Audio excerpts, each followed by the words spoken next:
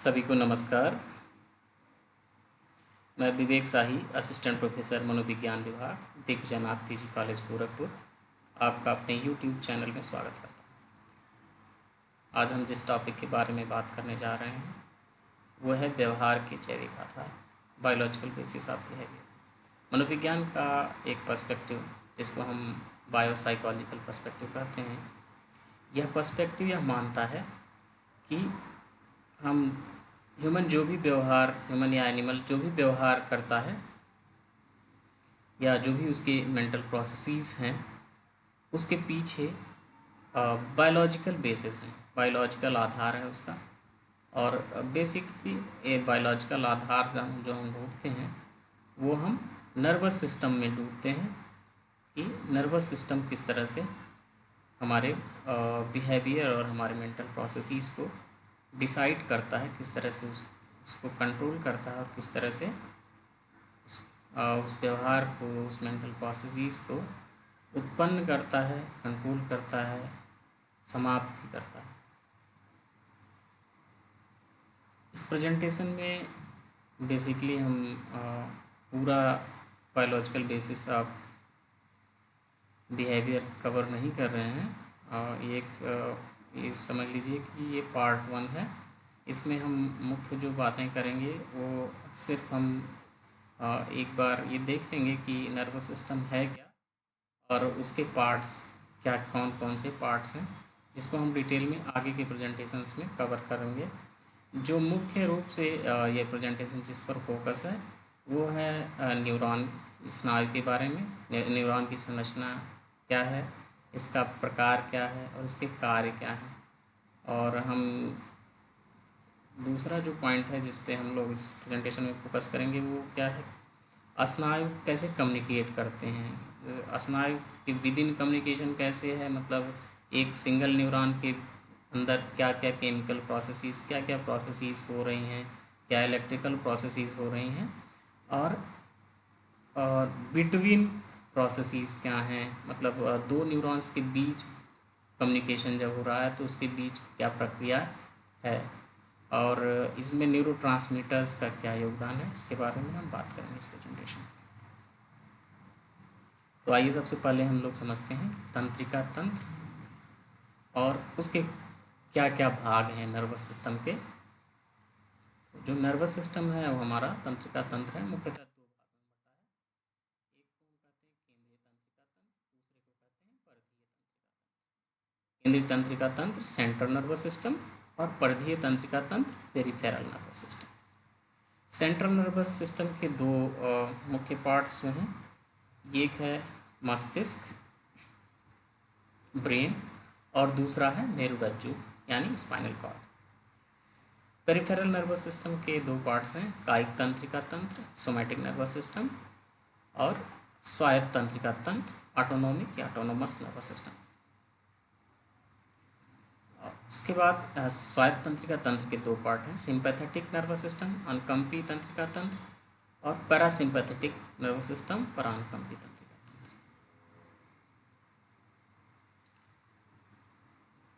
यही चीज़ें दिखाई गई हैं इसमें, आप देख सकते हैं। Nervous system, central nervous system, इसके दो पार्ट, ये ब्रेन का हिस्सा और ब्रेन से निकला हुआ ये मेरुरज्जु स्पाइनल कॉर्ड का हिस्सा। इसके अंदर जो भी हमारे न्यूरॉन्स या जो जो भी स्ट्रक्चर्स हैं वो इसके लिए इस तंत्रिका तंत्र में सेंट्रल नर्वस सिस्टम के पार्ट्स हैं। पेरिफेरल नर्वस सिस्टम में आप देख लीजिए ब्रेन और ये स्पाइनल कॉर्ड वाला एरिया छोड़ के बाकी जितने सारे नर्व्स हैं वो पेरिफेरल में आ रहे हैं, पेरिफेरल नर्वस सिस्टम के हिस्से हैं। पेरिफेरल नर्वस सिस्टम के अगर हम अभी ऊपर बात हो रही थी कि दो इसके जो है पार्ट्स हैं, सोमैटिक और ऑटोनोमिक या ऑटोनोमस।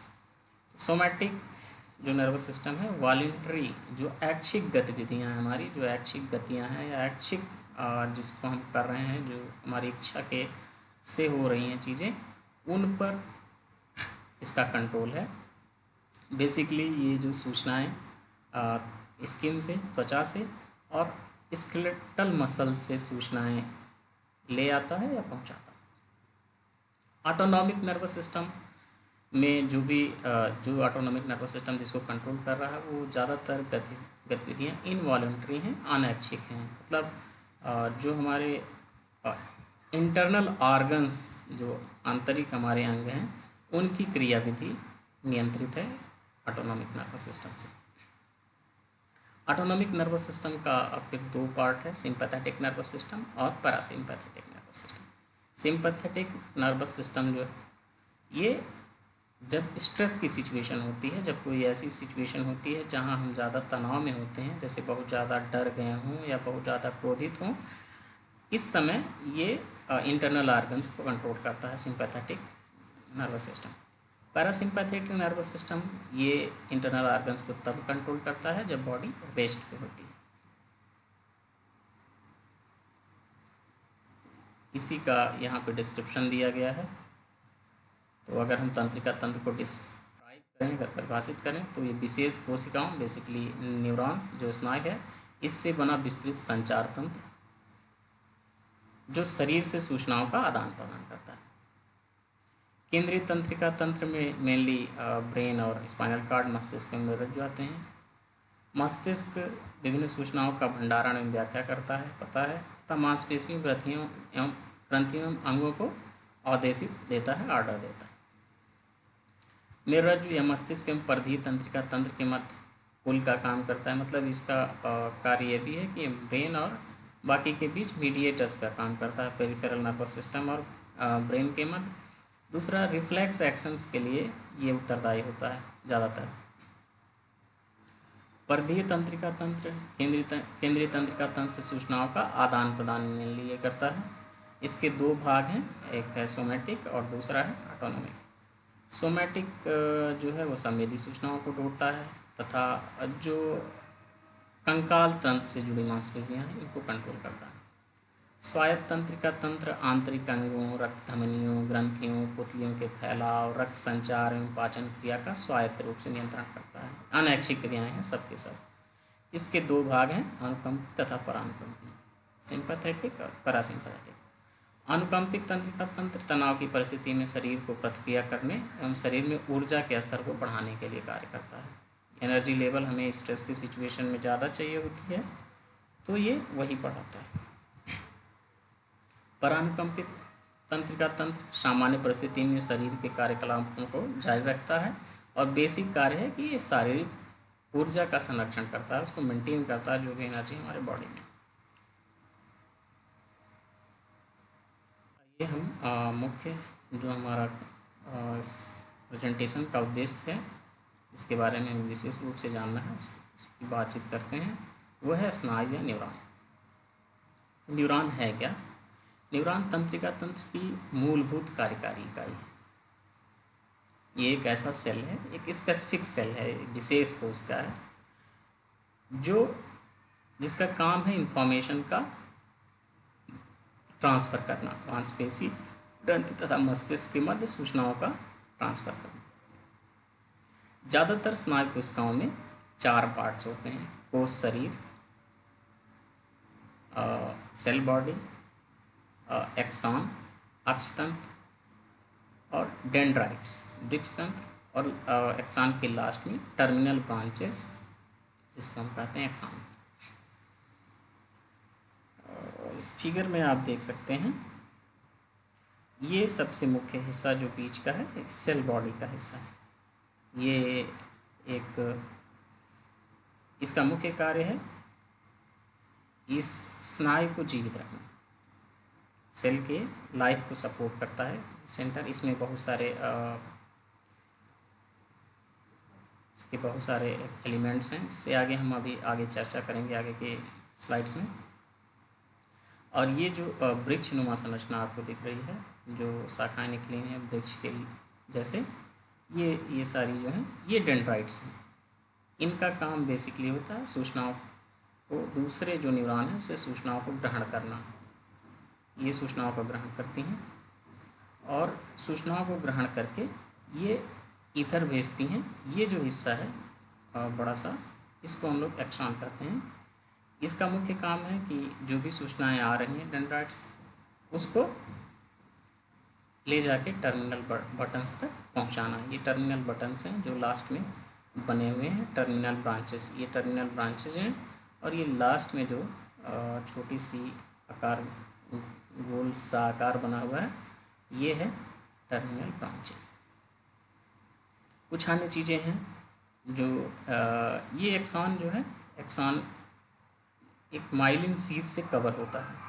माइलिन शीथ यानी एक कवर होता है ये, जो कि इसके अंदर से एक्सॉन होता है। एक्सॉन पूरी तरह से खुला हुआ नहीं होता। एक्सॉन एक माइलिन शीथ में कवर होता है, और ये बीच बीच में जहाँ कटा हुआ है, यहाँ एक्सॉन जो है खुला हुआ होता है। इसको हम नोड्स ऑफ रैनवियर कहते हैं।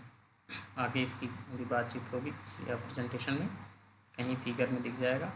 और जो नर्व इम्पल्स है जिसकी हम बात करेंगे आगे, जो एक्शन पोटेंशियल है, क्रिया विभव जिसको हम कहते हैं, उसका जो मतलब डायरेक्शन है, दिशा है, वो डेंड्राइट से निकल करके और एक्सॉन के टर्मिनल बटन्स की ओर है। ये जो फिगर दिख रहा है यहाँ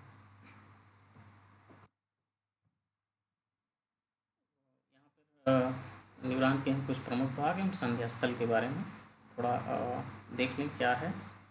तो सेल बॉडी को शरीर, इसको हम सोमादि कहते हैं, जो आपने देखा वहाँ पे। और इसका मेन काम है एक ब्रेन को लाइफ सपोर्ट दें, मतलब उसको जीवित रखना। इसमें केंद्रक, न्यूक्लियस इसको कहते हैं, कोशिका झिल्ली, माइटोकॉन्ड्रिया तथा साइटोप्लाज्म जैसे कुछ एलिमेंट्स हैं, पाए जाते हैं। डेंड्राइट्स, ये आपको बताया गया कि वृक्ष की शाखा की मूल संरचना होती है। इसका मुख्य कार्य दूसरे न्यूरॉन से आ रहे सूचनाओं को प्राप्त करना। उसी तरह एक्सॉन एक लंबी पतली नलीनुमा संरचना होती है, और इसमें ऊपर एक मोटी अवरोधक परत, जिसे हम माइलिन शीथ कहते हैं, चढ़ी हुई होती है। एक्सॉन का मुख्य कार्य कोश शरीर से सूचना टर्मिनल बटन तक ले जाना होता है। टर्मिनल बटन एक्सॉन के अंत में घुंडी नुमा एक संरचना होती है, गोल सी एक संरचना होती है। इसमें न्यूरोट्रांसमीटर्स भरे होते हैं। न्यूरोट्रांसमीटर्स एक केमिकल हैं जो कि उसमें भरे होते हैं, और इन्हीं न्यूरोट्रांसमीटर्स के प्रभाव से ये न्यूरोट्रांसमीटर्स सिनैप्स में, संधि स्थल में, दो न्यूरॉन्स के बीच में जो संधि स्थल होता है, उस संधि स्थल में ये न्यूरोट्रांसमीटर्स रिलीज होते हैं। और ये या तो अगले वाले न्यूरोट्रांसमीटर में उत्तेजक एक्साइटेटरी इफेक्ट डालेंगे, या अवरोधक इनहिबिटेटरी इफेक्ट डालेंगे। संधि स्थल बेसिकली दो न्यूरॉन्स के मध्य सूचनाओं के आदान प्रदान हेतु एक संधि स्थल बनता है। संधि स्थल दो न्यूरॉन्स, एक न्यूरॉन का डेंड्राइट और दूसरे न्यूरॉन के एक्सॉन का टर्मिनल बटन वाला हिस्सा, ठीक है, जब आसपास होते हैं। डेंड्राइट या सेल बॉडी का भी हिस्सा हो सकता है। तो अगर वहाँ पे जहाँ आसपास होते हैं वहाँ पे ये सिनेप्स बनता है, एक संधि स्थल बनता है। यहाँ गैप होता है, मतलब बहुत कम गैप होता है, जिसको हम सिनेप्टिक गैप बोलते हैं। संधि स्थलीय गलियारा या दरार बोलते हैं जिसको, वो एक बहुत कम दूरी का गैप होता है, लेकिन यहाँ पे न्यूरॉन आपस में सबसे ज़्यादा नज़दीक होते हैं। अब यहाँ से जो है इसी संधि स्थल में टर्मिनल बटन से जो न्यूरोट्रांसमीटर से रिलीज होते हैं, न्यूरोट्रांसमीटर रिलीज हो करके अगले दूसरे वाले न्यूरॉन को, जो रिसीविंग न्यूरॉन है, उसके कोश शरीर, सेल बॉडी या उसके वृक्ष तंत्र में सूचनाएं पहुंचा दी जाती हैं। इसी के सहारे दो न्यूरॉन आपस में संचार करते हैं। यहाँ हम देख लें ये प्रमुख भाग, ये डेंड्राइट्स हैं, ये जो दिख रहे हैं आपको। अब हम लोग थोड़ा सा इसमें देख लें। ये न्यूक्लियस है, बीच का हिस्सा केंद्रक। ये मेम्ब्रेन है, ऊपर का ये जो हिस्सा है। ये माइटोकॉन्ड्रिया है, और ये माइक्रोट्यूब्यूल्स हैं। इसमें राइबोसोम्स हैं, गोल्जी उपकरण है, गोल्जी अपार्टस है, ये सब इसके पार्ट्स होते हैं। अब देखिए यहाँ पे साइनेप्स बना है, इसको हम एक्सोडेंड्राइटिक साइनेप्स कहते हैं। ये इस न्यूरॉन का डेंड्राइट है, और ये जिस न्यूरॉन का आ रहा होगा दूसरे कलर से, ये किसी न्यूरॉन का एक्सान का ये टर्मिनल बटन या टर्मिनल ब्रांच है, उन दोनों के बीच ये बना हुआ है सिनेप्स। यहाँ पे भी उसी तरह का सिनेप्स। ये जो है ये सिनेप्स जो बना हुआ है एक्सोसोमैटिक सिनेप्स है। यहाँ पे जो है एक न्यूरॉन का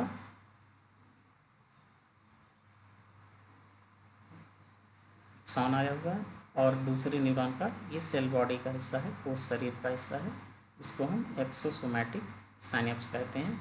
यानी एक्सॉन और सेल बॉडी के मध्य संधि स्थल। ये जो हिस्सा होता है सेल बॉडी से निकला हुआ और एक्सॉन में मिला हुआ, इसको हम एक्सॉन हिलॉक कहते हैं। ये चौड़ा वाला हिस्सा ये इधर यहाँ से ये एक्सॉन का हिस्सा होता है, और ये पतला सा जो है जो रेड कलर में है ये एक्सॉन है, और ऊपर ये जो कवर दिख रहा है इसी को हम माइलिन शीथ कहते हैं। माइलिन शीथ है ये। और अब ये एक्सॉन जो है, एक्सॉन के अंदर की संरचना यहाँ पे दिखाई गई है। एक्सॉन के अंदर एक बहुत सारे माइक्रो ट्यूब्यूल्स होते हैं। माइक्रो ट्यूब्यूल्स मतलब पतले पतले नलियाँ, बहुत पतली पतली, और उसके अंदर भी कुछ माइक्रो फिलामेंट्स होते हैं। ये पतली पतली नलियाँ हैं जिनके द्वारा जो है केमिकल आगे बढ़ाया जाता है या एक्शन पोटेंशियल को आगे बढ़ाया जाता है। यहाँ पर भी कुछ साइनेप्स दिख रहे हैं, इसको हम एक्सोनिक साइनेप्स कहते हैं, यानी एक्सान और एक्सान के मध्य साइनेप्स। तो एक्सोनिक साइनेप्स भी होते हैं, और ये मुख्य संधि स्थल ये साइनेप्स है।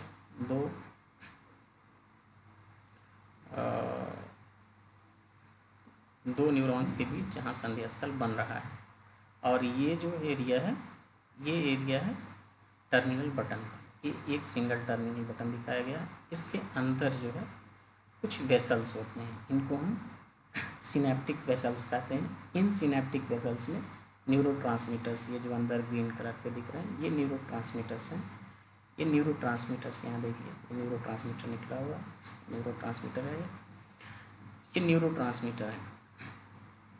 और ये जो बीच का गैप है इसी को हम सिनेप्टिक क्लेफ्ट यानी संधि स्थलीय दरार कहते हैं। ये इसके बीच यानी ये दोनों एक दूसरे से एकदम जुड़े ना होकर के कुछ गैप इसमें होता है। इधर आपको कुछ छोटे छोटे बने हुए दिख रहे हैं, ये रिसीविंग पॉइंट्स या रिसेप्टर्स हैं अगले न्यूरॉन पे, जहाँ पे ये जो न्यूरोट्रांसमीटर जा रहा है वो बाइंड होगा, मतलब यहीं पे जाके वो जुड़ जाएगा। आइए अब हम लोग बात करते हैं न्यूरॉन के प्रकार, उसके फंक्शंस के आधार पर, उसके प्रकारों के आधार पर। तो प्रकारों के आधार पर तीन तरह के न्यूरॉन्स होते हैं। एक को हम कहते हैं सेंसरी न्यूरॉन, दूसरे को इंटर न्यूरॉन, और तीसरे को मोटर न्यूरॉन। सेंसरी न्यूरॉन का काम है मुख्यतः वातावरण से सूचनाएं, जो भी बॉडी मतलब ग्रहण कर रही है उस सूचनाओं को, जो संवेदी सूचनाएं हैं उनको मस्तिष्क तक ये पहुंचाते हैं सेंसरी न्यूरॉन्स। इंटर न्यूरॉन्स का काम है, ये दोनों न्यूरॉन्स के मध्य संयोजक का काम करते हैं। सेंसरी न्यूरॉन और मोटर न्यूरॉन के, या सेंसरी के मध्य भी कर सकते हैं या मोटर के मध्य कर सकते हैं। ये इंटर न्यूरॉन है। तीसरे तरह का न्यूरॉन है मोटर न्यूरॉन। ये मांसपेशियों तथा ग्रंथियों में गतियों के लिए उत्तरदायी हैं, यानी ये जो है ये इंफॉर्मेशन को मांसपेशियों तक ले जाते हैं। और सेंसरी न्यूरॉन्स इंफॉर्मेशन को ब्रेन तक लाते हैं। इंटर न्यूरॉन इन दोनों के बीच संयोजक का काम करते हैं। संरचना के आधार पर न्यूरॉन के प्रकार।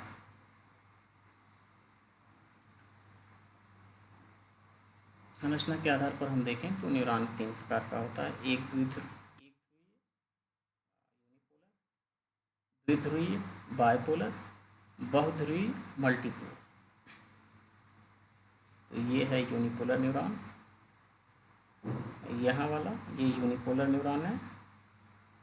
दूसरा बाइपोलर न्यूरॉन, ये वाला ऊपर भी है, और ये है मल्टीपोलर न्यूरॉन, यहाँ भी है मल्टीपोलर न्यूरॉन, बहुध्रुवीय न्यूरॉन। तो एक ध्रुवीय न्यूरॉन की पहचान होती है कि जो सोमा है, सेल बॉडी है, सोमा से एक ही संरचना निकल करके वृक्षतंत्र तथा अक्षतंत्र का आकार ले लेती है। ये सोमा है, इससे से निकल करके डेंड्राइट्स बन जाते हैं, वृक्षतंत्र बन जाएगा, और इसी से निकल के एक्सॉन बन जाएगा। यानी इससे सिर्फ एक ही निकला और उसके 2 ब्रांच बन गए।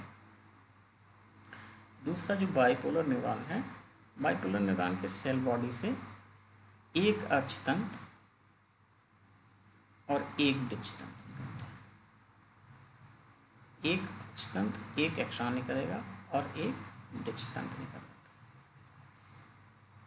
एक डेंड्राइट और एक एक्सॉन। तीसरे तरह का जो है बहुध्रुवीय न्यूरॉन, जिसको हम मल्टीपोलर न्यूरॉन कहते हैं, इसमें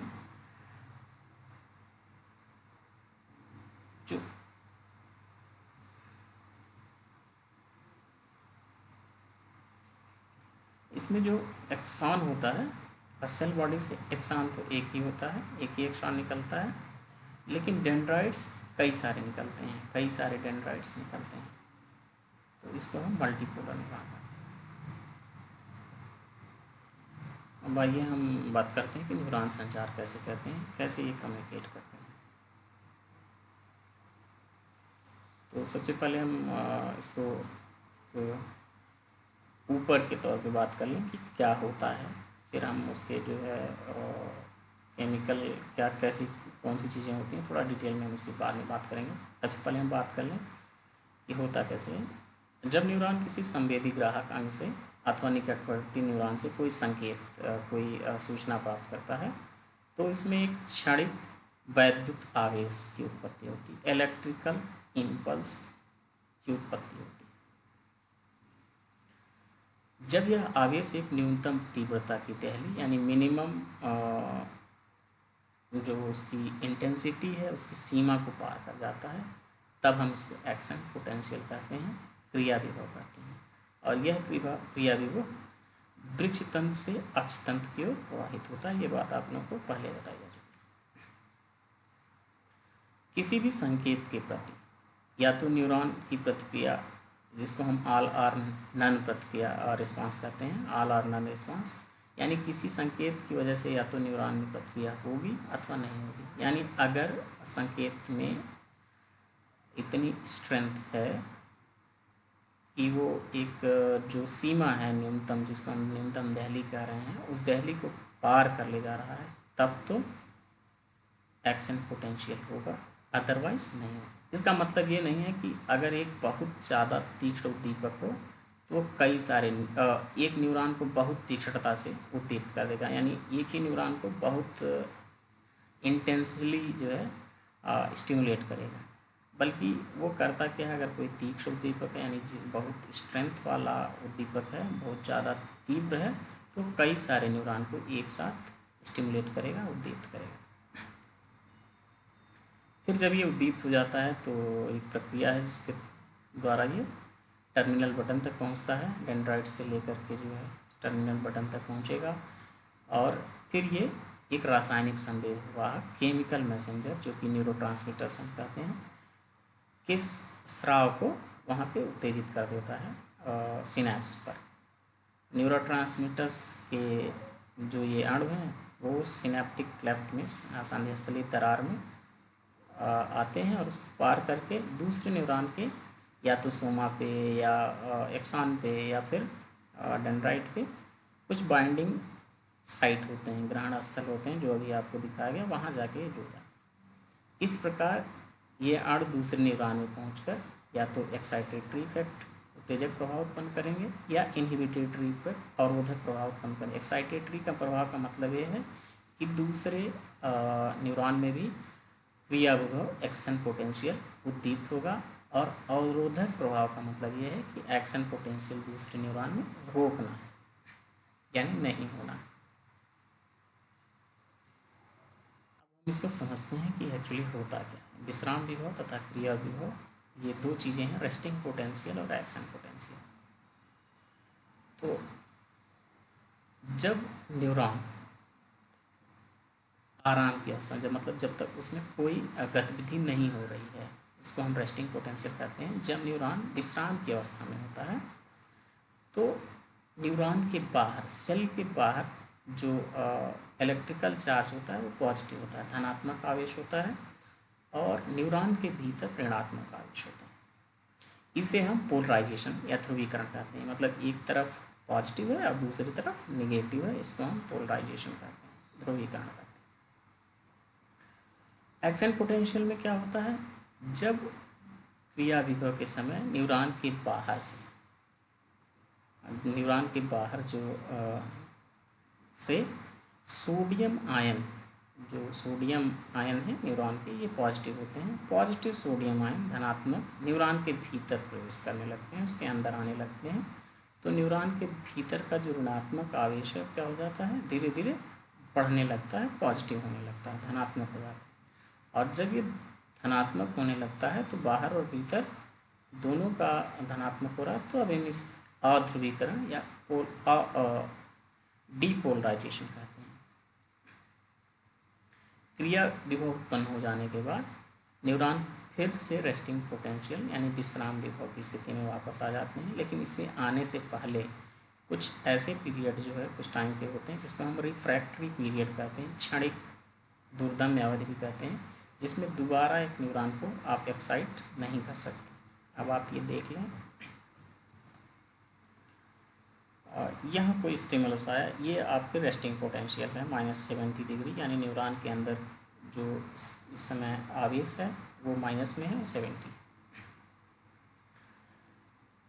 जब यहाँ से कोई स्टिमुलस आता है तो अगर वो इस थ्रेशोल्ड -55 का जो थ्रेशोल्ड है, जो इसकी सीमा है, जो इसकी दहली है, इसको क्रॉस नहीं करता है, तो फिर उसमें एक्साइटमेंट कोई नहीं होगा, कोई एक्शन पोटेंशियल नहीं घटेगा। ये देखिए फेल्ड इनिशिएशंस हैं, यानी बहुत क्षणिक आवेश आया होगा और कमज़ोर आवेश आया होगा, जिसकी वजह से ये आगे नहीं बढ़ा। लेकिन जब ये स्टिमुलेट होता है -55 को क्रॉस करता है, तब ये धीरे धीरे बढ़ने लगता है, और इस प्रक्रिया को हम डीपोलराइजेशन कहते हैं, अध्रुवीकरण की प्रक्रिया कहते हैं। यही अध्रुवीकरण प्रक्रिया एक्शन पोटेंशियल में बदलता है। फिर जब ये एक्शन पोटेंशियल यानी एक न्यूरॉन फायर कर लेता है तो फिर वो अपनी सामान्य स्थिति में आने लगता है, जिसको हम रीपोलराइजेशन की, मतलब अब धीरे धीरे वो पोलराइजेशन की अवस्था में आने लगा। लेकिन आते आते कभी ये क्या कर जाता है, इसको हम लोग हाइपर पोलराइजेशन कहते हैं, यानी जितना था उससे भी ज़्यादा माइनस में जाना, इसको हाइपर पोलराइजेशन कहते हैं। और इस हाइपर पोलराइजेशन की स्थिति में ये एक पीरियड होता है जिसको रिफ्रैक्टरी पीरियड, इसको क्षणिक दुर्दम्य अवधि या दुर्दम्य अवधि कहते हैं। इसमें आप इसको फिर से स्टिमुलेट नहीं कर सकते, फिर ये अपने रेस्टिंग पोटेंशियल स्टेट में आता है, इसके बाद आप इसको स्टिमुलेट कर सकते हैं। आइए इसको समझते हैं। ये तीन हैं, ये है रेस्टिंग पोटेंशियल, एक है डीपोलराइजेशन और तीसरा है हाइपर पोलराइजेशन। रेस्टिंग पोटेंशियल में क्या होता है, रेस्टिंग पोटेंशियल में ऑल वोल्टेज गेटेड यानी प्लस सोडियम, धनात्मक सोडियम चैनल, और मोस्ट ज़्यादातर के प्लस पोटेशियम चैनल्स जो होते हैं वो बंद होते हैं। सिर्फ सोडियम पोटेशियम ट्रांसपोर्टर जो होता है वो पोटेशियम आयन को सेल से बाहर सेल के अंदर लाता है, और सोडियम आयन को सेल के बाहर। ये आपका Na+ ट्रांसपोर्टर, ठीक है। तो ये सोडियम आयन को बाहर फेंकेगा और पोटेशियम आयन को अंदर लेता है। ये K+ अंदर आ रहा है और Na+ को ये बाहर फेंक रहा है। ये Na+ ट्रांसपोर्टर होता है। सारे सोडियम चैनल, Na+ चैनल ये क्लोज है, और ये K+ चैनल ये क्लोज है। ये ट्रांसपोर्टर जो है ये पोटेशियम को अंदर ले रहा है और सोडियम को बाहर निकाल रहा है। अब जब डीपोलराइजेशन की स्टेज होती है तो डीपोलराइजेशन में कुछ शुरुआत में Na चैनल्स खुलते हैं और जो ये आप सोडियम चैनल्स हैं ये स्टार्ट होते हैं और Na जो है सोडियम के धनात्मक आपके सेल के मेम्ब्रेन के अंदर आना प्रारंभ हो जाते हैं। अब इससे क्या होता है कि ये डीपोलराइज होना शुरू हो जाता है क्योंकि जो -70 का वोल्टेज था इसमें -70 के आसपास ये वोल्टेज अब ये बढ़ता है 0 से फिर +40 तक जाएगा।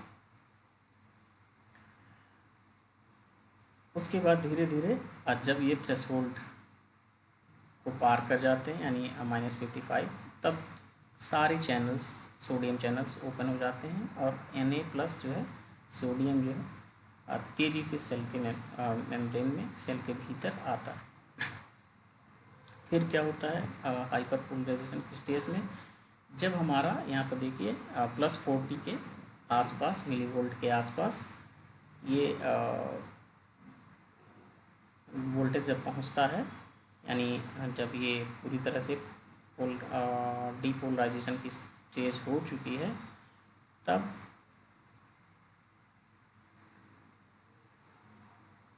Na+ चैनल जो जहाँ से आ रहा था ये क्लोज हो जाता है, ठीक है। और फिर K+ जो है धीरे धीरे निकाला जाता है बाहर, K+ को निकाला जाता है, पोटेशियम प्लस को और Na+ को भी धीरे धीरे बाहर निकाला जाता है।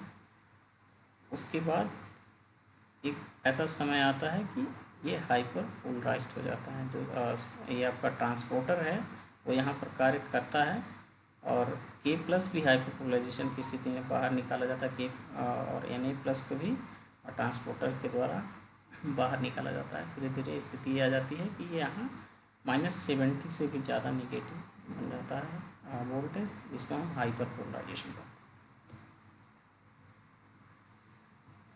हैं। अब ये संधि स्थल है, ये एक जो है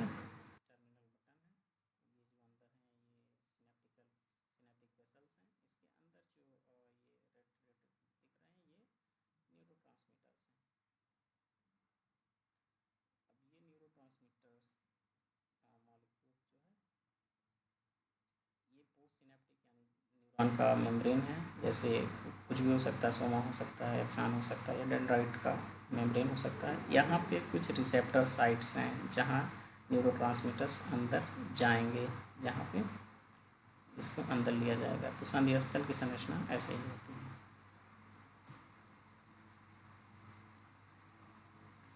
बात करते हैं न्यूरोट्रांसमीटर्स की।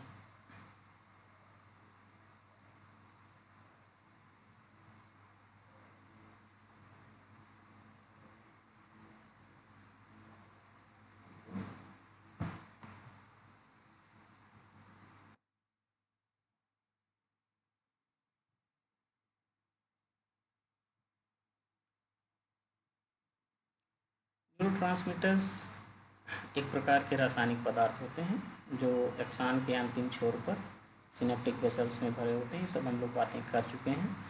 क्रिया विभव जब इन वेसल्स पे पहुंचता है तो ये एक्साइट हो जाते हैं और ये सिनेप्टिक क्लेफ्ट में स्राव इनका हो जाता है। सिनेप्टिक वेसल्स एक्साइट हो जाते हैं और इनका स्राव सिनेप्टिक क्लेफ्ट में कर देते हैं। सिनेप्टिक क्लेफ्ट में जब ये आ जाते हैं तो सिनेप्टिक क्लेफ्ट को पार करके दूसरे न्यूरॉन के बाइंडिंग साइट पे जाकर जुड़ जाते हैं और सूचना दूसरे न्यूरॉन में पहुंच जाती है। तो ये देखिए, ये एक्साइटेटरी सिनेप्स हैं और इनहिबिटरी सिनेप्स हैं।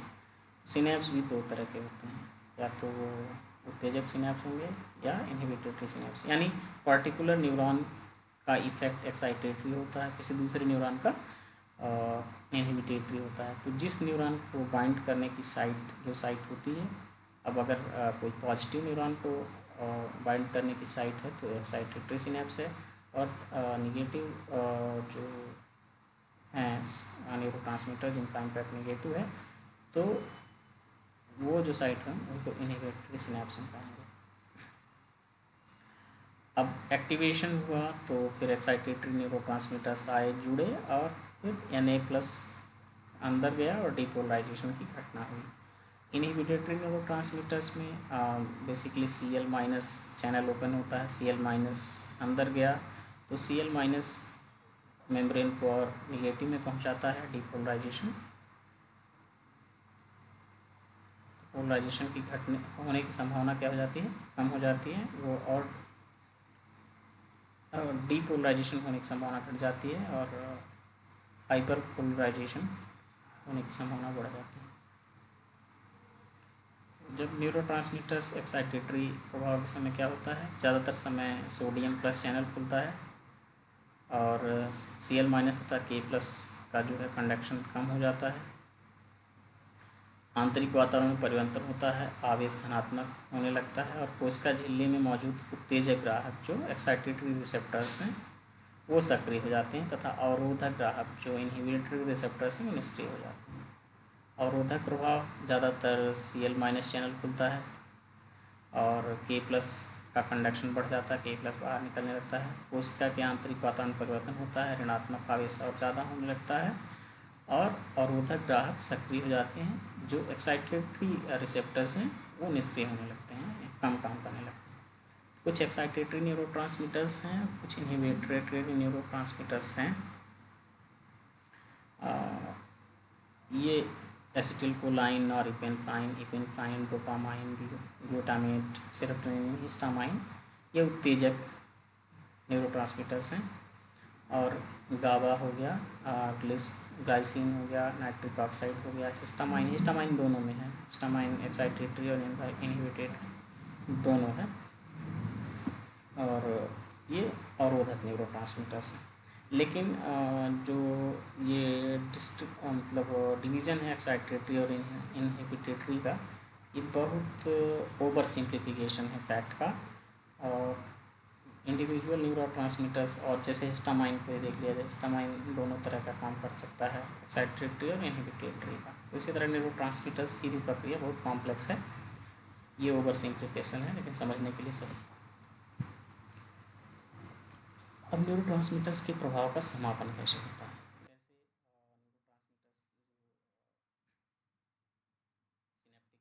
न्यूरोट्रांसमीटर्स में जा चुके हैं, इनको कैसे डीएक्टिवेट किया जाता है।